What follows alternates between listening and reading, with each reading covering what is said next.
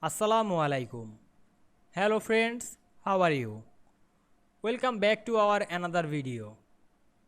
In this video, I will show you how to add single line border to shape in Microsoft Word.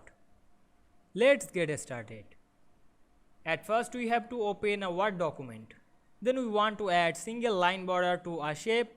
Firstly, we insert a shape in this document. We go to the insert menu and click shapes drop down menu. Then choose a shape and draw these shapes. Now I select the circle hollow shape. Then draw these shapes. Press shift to draw these shapes perfect ratio. And we can see here we draw this shape and we click the shape and go to the format menu. Then click the shape outline and choose a color. Now I select the color red and again go to the shape outline and choose dashes. Then select the solid border or single line border.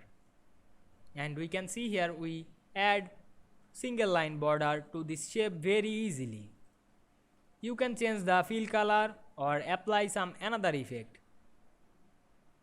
Click the shape fill and change the fill color. And apply some effect like reflection or bevel, etc. You can use the shape style. Here many style, you apply any style in this style drop down menu. I hope you enjoyed the video. Please like, comment, share and subscribe my YouTube channel. Thanks for watching.